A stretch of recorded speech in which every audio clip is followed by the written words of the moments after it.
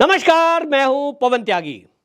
मुंबई में मीरा रोड से जो खबर आ रही है, अब खबर यह है कि वहां जिस तरह से बुलडोजर की कार्रवाई हुई और शिव सैनिकों ने वहां आकर मुकाबला सीधा सीधा उन लोगों से किया जिन लोगों ने राम भक्तों पर प्रहार किया। उसके बाद माहौल बदला और जैसा मैंने आपको बताया था कि अब वहां जो दंगाई हैं, दंगाई और उनके हितैषी घुटनों पर आ गए। पुलिस का कहना यह है कि दूसरी बार जो दंगा भड़का, आपको याद होगा 21 तारीख के बाद 22 तारीख को फिर से वहां हमला हुआ था, लेकिन अब पुलिस का कहना यह है कि दूसरी बार जो हमला हुआ उसमें कुछ बाहर के लोग थे और वो सुनियोजित हमला था। थैलों में लगकर लोग पत्थर लाए थे, यानी वहां मीरा रोड पर जो पथराव हुआ वो एक सोची समझी रणनीति के तहत था, हिंदुओं को बदनाम करने के लिए था। जैसा कि मैंने आपको बताया था कि जुबेर नाम का एक जो पत्रकार अपने को कहता है, उसने वीडियो शेयर की थी और यह लिखा था, देखिए ये हैं राम भक्त गरीबों की दुकान पर पथराव करते हुए। इस तरह के कई सारे उसने एक्स पे अपने पोस्ट किए और उसने ब्लेम किया कि ये राम भक्त देखिए गरीब लोगों पर पथराव कर रहे हैं। मैंने उस पर सवाल भी उठाया था कि भैया किसी वीडियो को देखकर अगर कोई तिलक लगा ले, कोई गले में भगवा गमछा डाल दे, तो क्या आप ये कह सकते हो कि ये हिंदू है? क्या आप ये कह सकते हो कि ये राम भक्त है? जब तक कि उसकी आईडी चेक ना हो, जब तक कि पुलिस उसकी पूरी इंक्वायरी ना कर ले।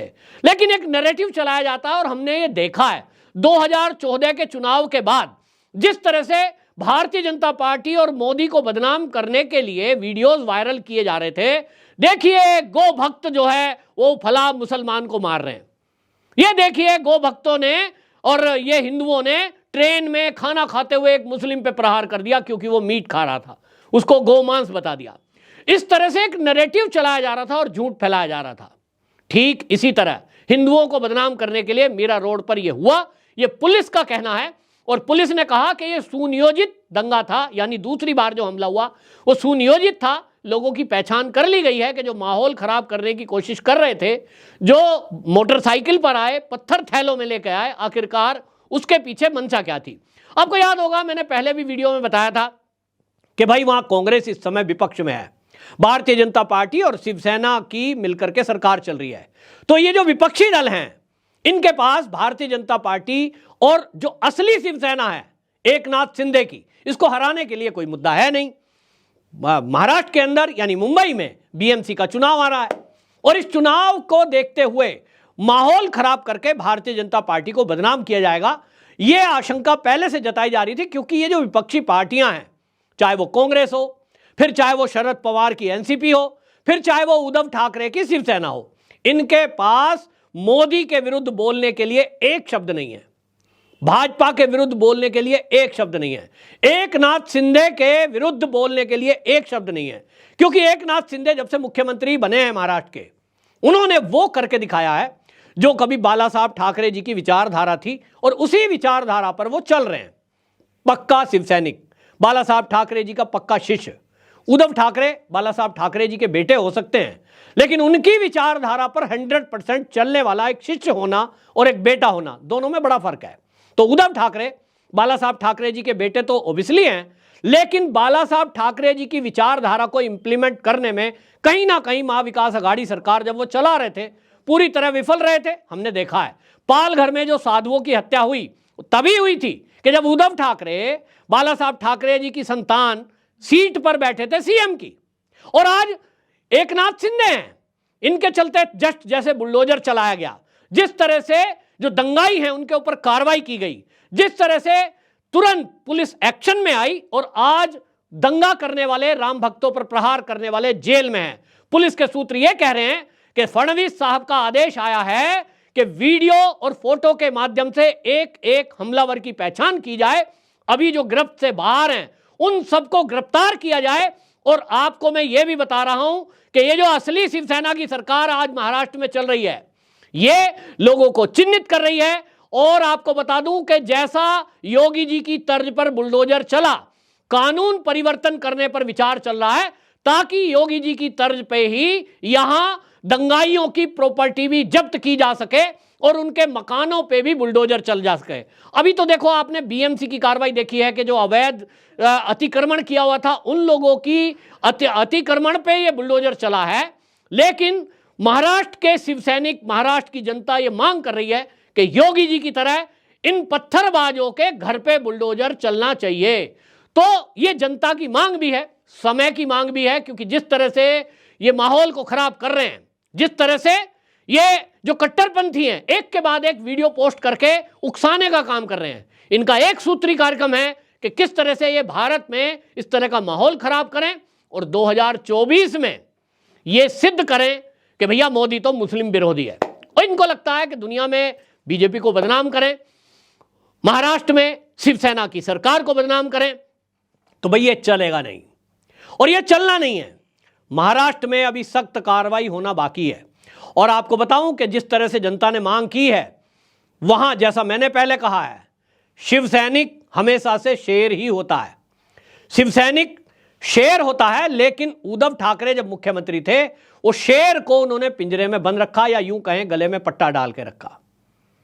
होता यही है कि करने के लिए आजादी चाहिए, लेकिन हुआ तो यह कि जो शिवसैनिक थे, उद्धव ठाकरे के मुख्यमंत्री रहते, उनको उनके काम नहीं करने दिए, उनको एक्शन नहीं लेने दिया। और इसी का कारण था कि जो इस तरह के कट्टरपंथी लोग हैं महाराष्ट्र के अंदर, खुला घूम रहे थे और उनके हौसले इस कदर बढ़ गए कि वो जब चाहे जो चाहे कुछ भी कर रहे थे। अब तो ऐसा नहीं है और ना ऐसा चलेगा। और इसीलिए मीरा रोड के अलावा अब पूरे महाराष्ट्र में पुलिस को यह निर्देश दे दिए गए हैं महाराष्ट्र सरकार की तरफ से कि इस तरह के एरियो को चिन्हित किया जाए कि जहां इस तरह की मानसिकता के लोग रहते हो कि राम भक्तों के द्वारा जय श्री राम का नारा लगाने से उन्हें दिक्कत हो।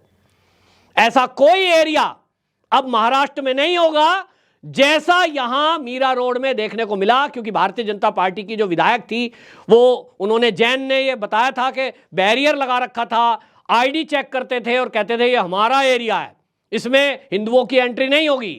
तो नीतीश राणे ने भी ये कहा था कि देखिए किसी का कोई एरिया नहीं है, पूरा महाराष्ट्र हम सबका है और देश का एक भाग है, तो ऐसा कोई कैसे कह सकता है कि ये हमारा एरिया है।